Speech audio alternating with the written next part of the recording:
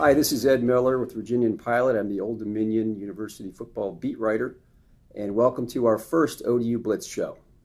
I'm Harry Minium. I'm a columnist for the Virginian-Pilot. I covered the ODU football team for the last 5 years. And Ed, let's get right to it. You've been at most of their practices. I've been to a few, so you're much better. Your perspective on this is much better. What has stood out about the Monarchs in practice and preseason camp and then this week? Yeah, Harry, I thought they've looked really crisp. Execution's been good, to use a football cliche that coaches love. Yeah. They're fast-paced practices. It's a veteran team. They seem to know what they're doing. Bobby Wilder, as you know, runs a very fast-paced practice, a lot of situational football. So, you know, I haven't seen the other teams. Obviously, everybody's 0-0, but I thought they've looked pretty crisp so far. The thing that stood out to me, and I expected it would stand out to me, the few practices I've been there have been their defensive ends, O'Shane Zimenez and Bumni Rutimi. In the so-called group of five, the mid-major leagues, they may be the best defensive ends in the country. And I really liked Steve Williams, Jr., the quarterback. He may not play this year, but wasn't he the steal of ODU's recruiting class, in your opinion? Yeah, that seems to be the consensus. He's looked really good. Left-handed quarterback. He won't turn 18 years old until November, so really he should be in high school. Most kids these days are 18, 19 when they graduate. I would wager that if he had stayed in school, if he was going to prep school, Old Dominion may not have gotten a guy like that. They were a little worried that someone was going to swoop in and take him away. Fortunately for ODU, they didn't, and he looks like he's got a very bright future as a quarterback. Do you see any surprise players, any names out there that people may not know about who has stood out to you? Yeah, I mean, again, it's a team with a lot of returning players. Just glancing at the depth chart, there's some guys who've stood out at linebacker. You've got Jordan Young. Yeah. It's a redshirt freshman who's going to be starting alongside Marvin Branch, who's the only linebacker on the team with really a lot of game experience. No starts, but he's got experience. Jordan was a high school quarterback who has really taken to the system quickly. He's a good athlete. He runs to the ball. Wide receiver, there's a lot of depth. Jake Herslow is a guy I'm not sure many people have heard much about, but I thought he's looked good out of Cox High School, I believe. At the tight end position, DeAndre Woods, Keon White are a couple guys who have looked good, newer names.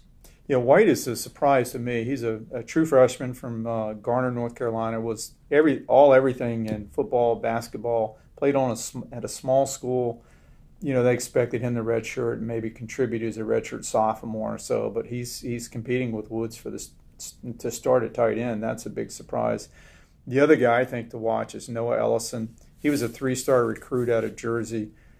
When they were scrimmaging last year in preparation for the Bahamas Bowl and the young kids were playing, he was just a standout. He's just really good. Ellison had a really good spring game in particular. I think he was out a little bit earlier in camp, and he's back. He's looked good. Receiver is another obviously strong point for the team. You've got Duhart, you've got Travis Fulgham, two big physical receivers. Isaiah Harper's a quick guy. And he's starting. More of a slot. And Melvin Vaughn is going to be playing some wide receiver, although we have a little bit of news. Melvin will be a game-time decision for Saturday against Albany. He left today's practice with a hamstring injury, and they're going to try to stay on top of that so it doesn't worsen as the season goes along. Melvin's had a lot of injury problems. Oscar Smith graduates had a lot of injury problems throughout his career. Question marks about this team, quarterback and linebacker. Your thoughts? Yeah, Blake LaRussa has been the guy since the spring. Blake's a guy whose story has been well chronicled. He had no offers coming out of Bishop Sullivan, despite putting up really big numbers. People were scared away because Blake's listed at 5'11". You know, I think Blake's more like 5'10". He acknowledges. He looks us almost right in the eye. Yeah, so. I can look him in the eye. So, you know, I'm 5'9.5" on a good day, 5'10". So, but Blake has checked every box, as Bobby Wilder said. He knows the offense in and out. He's more elusive than people, I think, give him credit for. Yeah. He's got a strong arm. Bobby used the word explosive to describe his arm, not just in the strength, but in the quickness that he gets the ball out. So he'll get a chance there. Linebacker, yeah, a little bit of a question as well. But as good as the defensive front is, you would think the linebackers would be free to run to the ball, make a lot of plays. I think another question mark is certainly the offensive line. Yeah, you would know better than me, but they had a good year last year. I think they had an average year last year. Okay, yeah, average. Yeah. And they have improved, but the depth is the biggest concern there. The first five look pretty solid. Beyond that, sometimes there's been a drop-off, and it's a long season. It's rare that any line can stay completely together, so that's going to be something to watch as well. Last year, Anthony Wilson and T.J. Ricks were on the field for almost every game, throughout every game, until the games got out of hand. They made a lot of tackles. I think linebacker is a big question mark for ODU. The Marvin Branch did not play a lot at linebacker last year. He played more on special teams. Jordan Young has not played a college football game. 10 of the 12 linebackers are freshmen or redshirt freshmen. The defensive line, they're going to take out blockers and leave the linebackers one-on-one with a lot of players, but sometimes it's tough to make one-on-one tackles, and they've got to do that. Yeah, and another player we didn't mention, Derek Wilder, who was suspended indefinitely after an off-season arrest. Bobby Wilder said today that he will be out for the year. He's having surgery. I'm not sure that's, they were counting on Derek coming back this year, but there's another player that has some experience. He was a redshirt sophomore who had played pretty well in the spring, so they've got to make up for that as well. But yeah, a lot of questions at linebacker, a lot of young guys. You look at the depth chart, redshirt freshmen. I mean, that's what you've got. So they like their athletic ability, but again, it's hard to know until you actually get into games what you have. So what do you know about Albany? I mean, they were 7-4 last year. They upset Buffalo, their first win ever over an FBS team last year. Nationally ranked this year in FCS, but it's the capital of New York. I know that much. But they're a good, solid team. They're a little bit like ODU at their level. They don't turn the ball over. They force turnovers, and they don't commit a lot of penalties. Their coach, Greg Gewerson, I'm probably butchering his name, but is an experienced guy. He was at Maryland. He was at Pitt. He was the head coach at Duquesne. And he said some interesting things this week on his teleconference about how they're approaching the game. They haven't played a lot of FBS teams. They played Buffalo a couple times. They beat them last year. He said the first time they played Buffalo, they went up there like they had something to prove. They got away from their identity and their game plan. And what they learned last year was just to play their game, and it turned out for them. So they're going to try to do that Saturday, which I think will mean trying to run the ball, some play action passing, and they're going to try to force turnovers. That's what they do, and they don't turn the ball over. So, of course, neither does Old Dominion. So there's one of the key matchups there. Well, speaking of butchering names, Elijah Bitukun Hanks, their running back, running back, the CA's leading rusher last year, probably won't play. That's going to hurt him. Looking at their depth chart, they've got a couple of guards, Jack Dudzinski and Sean Kennedy, who weigh 245 pounds. Now, how in the world are they going to move out Brandon Tyson when they try and block? I mean, they just have size issues there. Yeah. There are also size issues at defensive back. Three of their four defensive backs are 5'9", 5'10", and 5'11". Right. Duhart and Fulgham are both 6'3". Yeah. The size advantage that ODU has is it's dramatic. I think he addressed that. Other coach addressed that the other day, saying that we're smaller at certain positions, we know, but we're game, was his word, and we're going to play hard. So these guys know that. They're good football players. A lot of the guys end up at that level because they're an inch or two shorter than the prototype. Yeah. They're a little bit lighter. And they play in a good league. The CAA. Good league. So what was it, 66-10 the last time these teams played? 2013, I think it was. I could be wrong, but that's correct. And it's two completely different programs. Right. I'd be, if it's that again, I'd be surprised because I think for one, Old Dominion is going to play a lot of people, and if they keep pouring it on, it'll be coming from the second and third team offense. So you had your Conference USA Power Ratings, which is online right now at ODUBlitz.com. Tell me a little bit about that. Who do you have ranked first. Where's ODU? And some surprise teams. I've got Western Kentucky, which I think everybody does. Yeah. I mean, that's just if you don't have them, you can't even be taken seriously. Yeah. And I'm not an expert on the league. I haven't covered it, but I've tried to learn as much as I can. And I've got them followed by Louisiana Tech, who is the best in the West, I guess. And then Old Dominion, I've got them third, which is a little higher than some people. Probably giving them a little bit of a hometown discount because I've seen them a lot. And I think there's questions everybody's wondering about their quarterback for good reason. When all people see is there's a former walk-on quarterback. How good can he be? Yeah. So we'll see. Then I've got Middle Tennessee. And I think I just did this morning, so I should remember, but I think I might have UTSA, and then they're at number 5. That's right. And then, there's a bunch of teams that you could kind of throw up in the air and see where they land. Teams like the Florida schools, Marshall's a bit of an enigma. You don't know how good they're going to be. Yeah, I mean, I think their problems were as much above the helmet or above the shoulder pads as they were below. So we'll see how they go. But, it's a fun thing to do. It's just, power ratings are basically meaningless because you play the games. But they're fun. They get people talking, and that's, part of college football. I think a surprise team in Conference USA this year might be Florida International. No one's picking them to go to a bowl. No one has them highly rated. They've got 9 returning starters on defense, 6 on offense.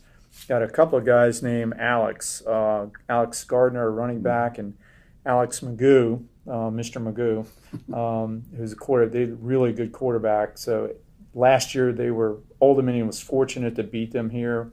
It was 42-28. It was a close game. When ODU goes to Florida International, that's going to be a tough game. Yeah. Butch Davis, former North Carolina NFL coach, he's a master motivator. Mm-hmm. I think they are possibly in line for bowl bid this year. Yeah, that's interesting. Butch was a guy that I covered some when he was at North Carolina. Obviously, he's got a long history in the NFL. At University of Miami, he's been around. He is a master motivator. And just in talking to a couple of their kids at Conference USA Media Days, they seem to feel better about themselves just because they've got confidence that here's a coach that has done the things that we want to do. So, they're definitely a team to keep an eye on. They've got a lot of starters back, which I guess can be a good thing and a bad thing when you get a 4-win team. So they have guys that are a little better. But, I think Butch Davis he's already recruited well in Miami. He's gotten a lot, I think most of their class were guys from Miami or immediately around there. And nearly all from Florida. Yeah, if you can get that, you're going to have a lot of talent. Yeah. Some big games this week in Conference USA. Thursday night, FIU at UCF. What do you think? Yeah. Interestingly enough, when I wrote my power ratings, I put USF for some reason. I had a mental block. It's a big difference between USF and UCF. Yeah. So it's UCF. And, I think that's an interesting game to kick off with. You mentioned a couple of the other ones. The one I'm kind of curious to see is Vandy at Middle Tennessee State. Yeah. Which is the Tennessee Bowl, if you will. I mean, they're only 25 miles away or whatever. I've been to Murfreesboro several times. Yeah. It's close to Nashville. It's not. They're really, basically both in Nashville. Yeah, it's not a suburb of Nashville, but it's it's its own identity. But and I know Middle Tennessee will be fired up. I guess the question with them is their defense. They've given up a ton of yards and points to Vanderbilt in their other meetings. And they've got the former Syracuse coach, Scott Schaefer, I believe, is their new defensive coordinator. They've got a really good quarterback, the coach's son, Stockstill. So and they've got a great wide receiver, from what I've heard. So that could be a good game. Western seems like they'll have a fairly easy time of it against their geographic opposite, Eastern Kentucky. Kentucky at Southern Miss, that's an interesting game. Southern Miss beat them last year in Lexington. They scored, I think, 35 straight or something. Something like that. Yeah, which is fairly amazing. Kentucky football is kind of one of those oxymorons. They haven't been very good, but I think they're better, and I'm sure they'll be eager to play to avenge last year. And also, we can't overlook the return. Yes, as you know a lot Alabama A&M at UAB. That's a game I'll be watching on. It's on Stadium TV. It's on Twitter. I'll be watching it on Twitter. I think it starts at 3:30. Mainly to see how many people turn out at Legion Field. You know, yeah. They killed their program in 2014. They've revived it, and it generated all kinds of national interest. And does that translate into big crowds? And how good will they be this season? Yeah, we'll see. Yeah, I think UAB is going to be better than people think they are because they've recruited very well. But who really knows? They got a ton of transfers. A lot of guys obviously left when the program was disbanded. A couple have stayed, which is interesting. Guys that stuck around for 2 years and waiting for a chance. I think they'll be okay. They were headed in the right direction when they pulled the plug on the program, strangely enough. Because let's face it, they don't have a lot of tradition there. UAB has not been a good program, and they play in an ancient, decrepit stadium, Legion Field, which if you've ever been to Birmingham, it looks like it was dropped out of space or something. It's in this neighborhood, and it's this giant structure. It's kind of an anachronism. I think it was built, I don't know, sometime in the 20s or 30s. Alabama played there for years. They had Olympics, soccer there. It's too big. Yeah, I think it's even smaller than it was, but I think it still holds 70 or 80,000, which is probably 50,000 more than they need, I would think. But yeah, UAB, don't forget the return, and then UTEP at Oklahoma. That's going to be a blowout. Yeah. Charlotte at Eastern Michigan, a battle of two teams that ODU defeated last year, and Charlotte wasn't very good, and they lost most of their starters. And Navy at FAU. Yeah, the Lane Kiffin debut, which I think that's why this is on ESPNU, if I'd had to guess, because it's Lane Kiffin. There's no other reason. Yeah, what would he do? What will he say? Who will he recruit? They've gotten guys, their second chance U or last chance U. Lane is an interesting character, and we'll see what he can do at FAU. But Navy's a really tough team to prepare for. I guess having the entire offseason is helpful because that triple option is something that's really hard to simulate in practice. Speaking of practice, just a couple more things. Stevie Williams, who we talked about, is the scout team quarterback at the moment, which makes sense. Basically means he runs the show team. He runs the team that simulates the opponent. It's a way to get him a lot of reps in practice that he otherwise might not get. Bobby Wilder said that he'll still get some reps with the regulars, with the futures group, as he calls it. And good thing about being on the scout team too is you go against the first team defense, so he'll get some experience then. And who knows how many quarterbacks we might see on Saturday? I think at least 3 if things go as planned. Williams, I'd be surprised, but I think the fact that he's on the scout team is probably more of an indication that he's going to redshirt this year, or that's at least the plan right now. Yeah, that's a common thing. And again, he's 17. Unless they really struggle with LaRussa or Jordan Hoy, Drayton Arnold being the third, I think. I would think they'd want to save him for down the road. All right. This is Harry Minium for Ed Miller. If you have questions, comments, criticisms, or anything, reach out to us via Twitter. My handle is @Harry_Minium VP. What's yours, Ed? It's @EdMillerVP. I don't have quite as many followers as the legendary Harry Minium, who's been Mr. ODU football, but you're catching up. We're building. So glad to have Harry along to help out. He'll be ODU fans, don't worry, he's not going anywhere. He'll be doing a lot of I'll be at all 6 home games. Yeah, he'll have a lot of columns. He's a good resource to have around as we shuffle the beats here a little bit. So for the most complete ODU coverage available anywhere, go to ODUBlitz.com. That's ODUBlitz.com. Thanks very much for watching, and we'll see you at the same place, same station next week. Thanks, everybody.